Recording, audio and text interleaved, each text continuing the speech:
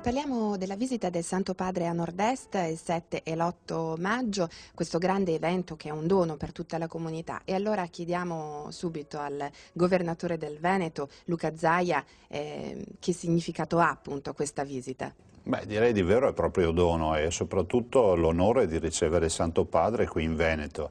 Saranno 2 giorni magnifici per noi e sarà la più grande emozione che il governatore del Veneto avrà.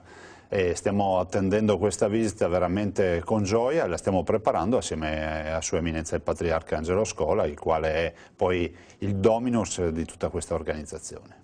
Presidente, quale Veneto, quale Nord-Est sta per accogliere il Santo Padre? Questo è sempre stato un territorio crocevia di popoli, di culture, oggi al centro di flussi migratori, di importanti presenze straniere. Quindi è un po' tutta l'identità del Nord-Est che si sta ridefinendo, proprio in base al concetto, al senso dell'accoglienza. Quale Nord-Est accoglierà il Papa?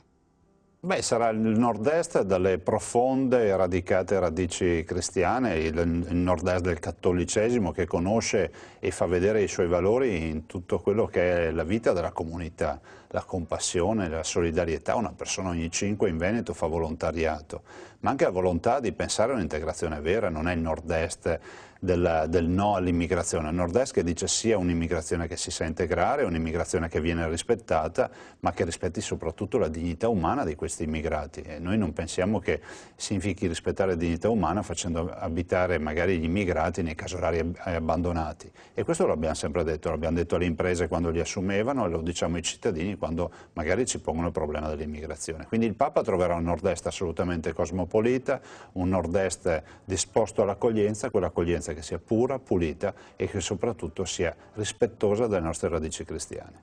Questo, Presidente, è un momento difficile, ci sono tantissime famiglie in difficoltà, tanti lavoratori che hanno perso il posto di lavoro, che non lo ritroveranno probabilmente nell'immediato. Allora noi possiamo cogliere la visita del Papa come un'occasione per ripensare proprio il nostro modello sociale, il nostro modo di vivere, di lavorare, di riposare. Da cosa ripartire, cosa cambiare?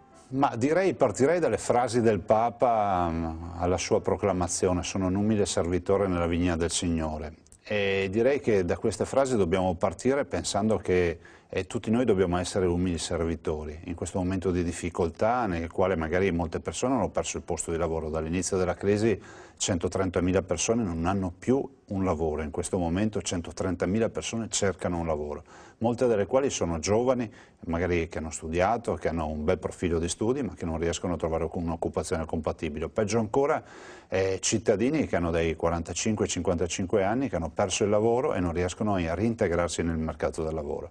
Quindi direi che la visita del Papa la vogliamo vedere anche come un cambio di rotta, quel cambio di rotta che noi abbiamo voluto segnare ad esempio in questi giorni firmando un grande accordo per l'apprendistato per i nostri giovani. In Veneto l'11% dei ragazzi dai 15 ai 24 anni non lavora e non studia, sono circa 50.000 persone e quindi il cambiamento di rotta per tutti è soprattutto guardare con positività al futuro, che è quella positività che porterà il Santo Padre. Lei parla di giovani, quindi io le chiedo questo: il Patriarca Scola ha parlato più volte del dramma della disoccupazione giovanile, però forse la questione è ancora più profonda. Spesso si parla di vuoto di senso delle nuove generazioni, della difficoltà anche solo di progettare il futuro che molti giovani hanno.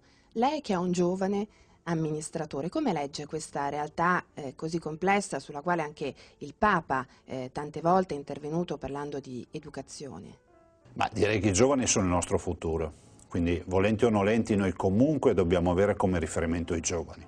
Lo dobbiamo avere come amministratori, come comunità e come stakeholders, come si direbbe, no? Come detentori di interesse. E ai giovani dobbiamo dare le risposte, che sono sotto il profilo lavorativo sicuramente, ma anche sotto il profilo educativo. E per far questo bisogna investire nella famiglia, altra grande partita nella quale comunque noi amministratori dobbiamo sentirci assolutamente concentrati e ovviamente coinvolti.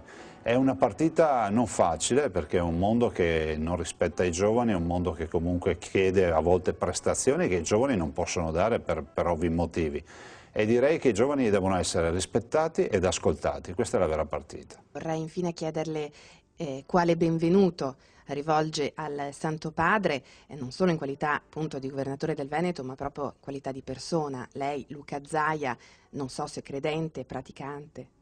Ma io sono assolutamente cattolico, credente, praticante e penso che questa visita del Papa rappresenti per noi la sublimazione di quello che una comunità può aspettarsi dal massimo rappresentante di Dio in terra.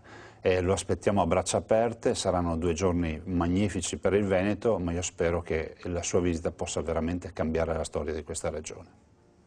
Grazie.